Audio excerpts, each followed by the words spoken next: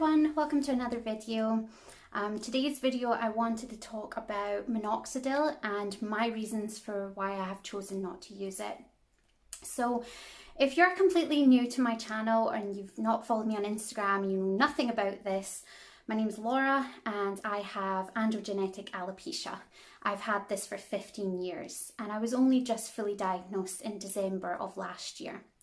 Now, if you're wondering why on earth did it take you so long to get diagnosed if you've had this for 15 years, there's a number of reasons.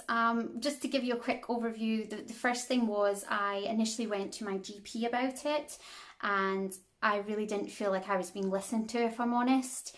I got the impression that they felt like it was a vanity thing over anything else, and I kept being told, you just have thin hair, there's nothing to worry about.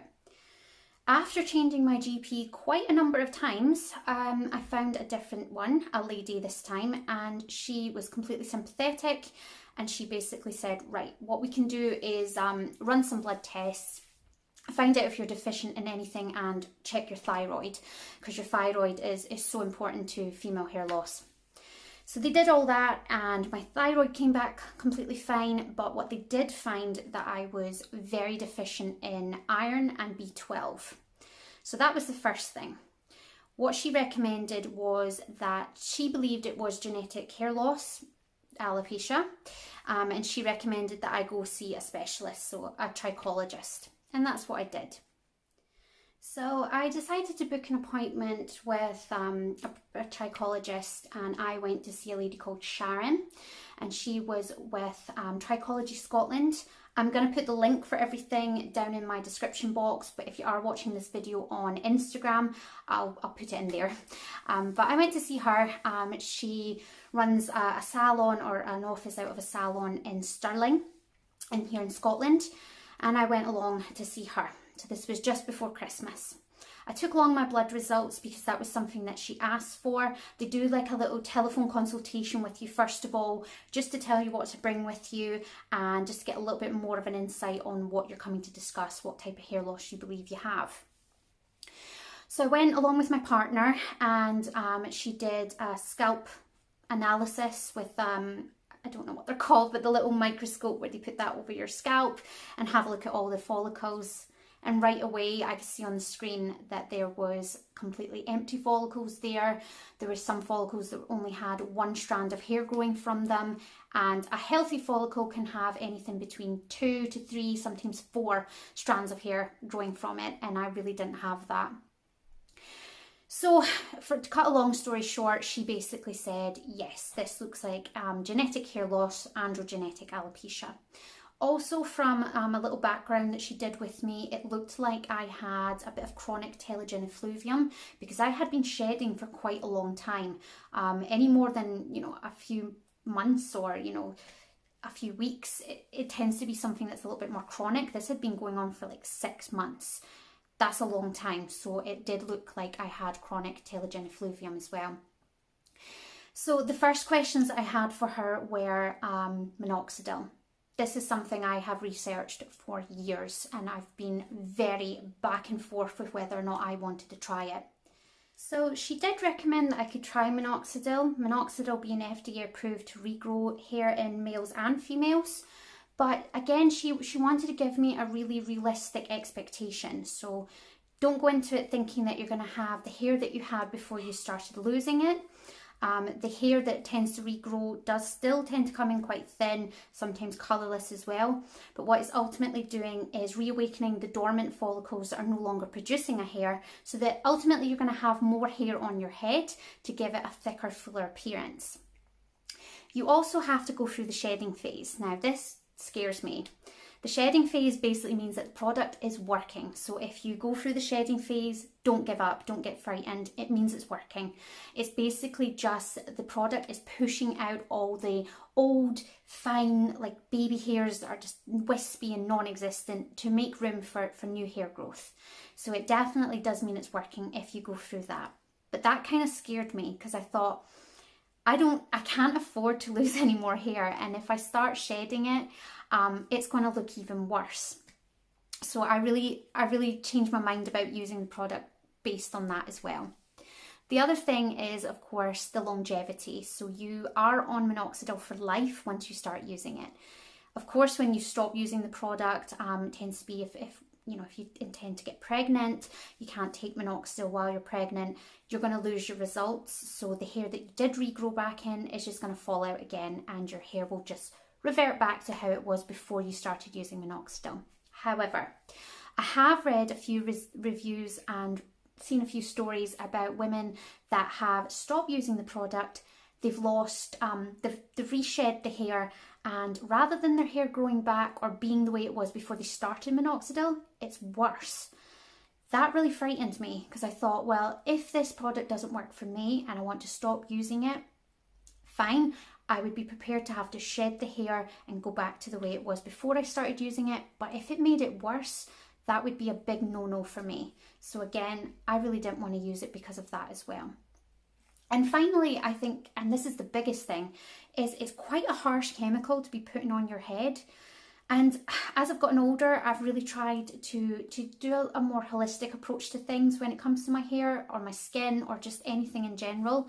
I'm not vegan or anything, but I definitely don't like products that are tested on animals, and I try to use products that have got the least amount of chemicals in them. So sulfate-free shampoos, paraben-free, just anything that's a little bit more natural and gentler on the hair for me is better.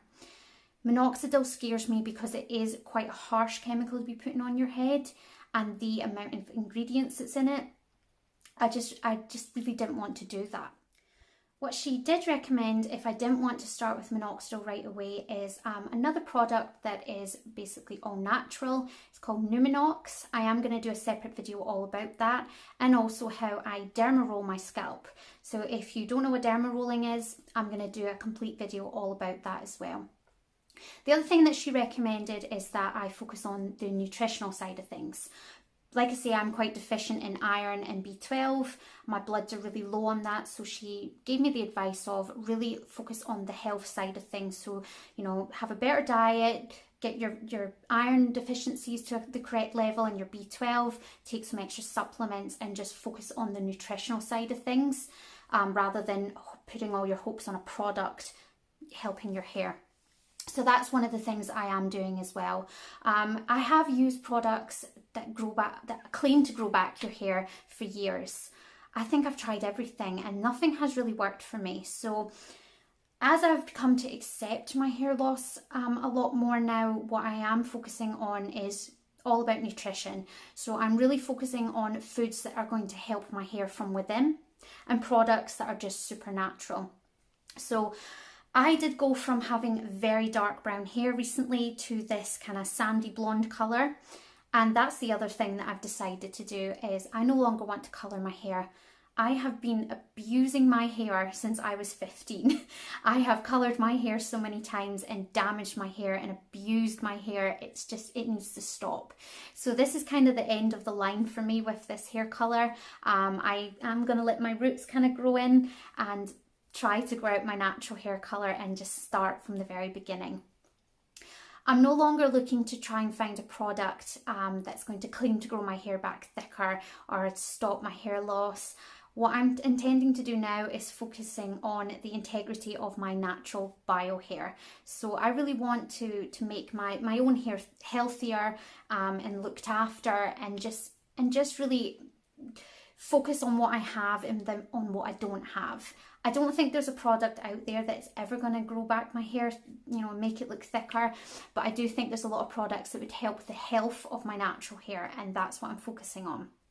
So if any of you guys are currently using minoxidil and you've actually had some incredible results from it, please be in touch. I'd really like to know what your guys' stories and journeys are with minoxidil. Like I say, I've found some very mixed bag of reviews, and I don't tend to find anything that has shown dramatic results from this product. Hence what's kind of put me off using it. So if you don't already follow me on Instagram, please give my Instagram a little follow and send me a message. Show me some of your results and your story all about your use of minoxidil if you have used it. I would really like to see some dramatic results from the product before I ever thought about using it, to be honest, and I just haven't, and I think that's what's ultimately put me off wanting to use it myself. Ultimately, whether you choose to use Minoxidil, it comes down to your own decision.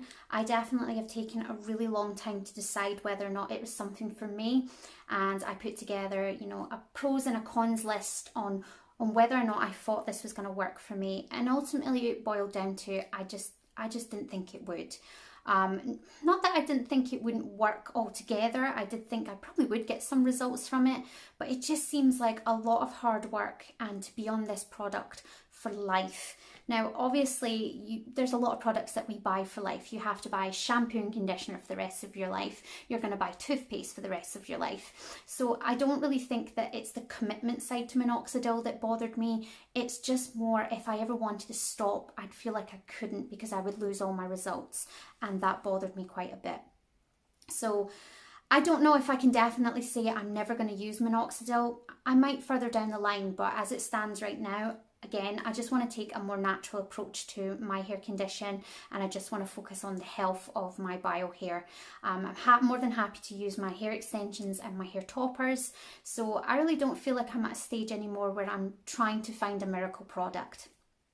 So I hope this video has been helpful. If any of you are using Minoxidil and you've had some amazing results, please do share them with me. I'd really love to hear your stories.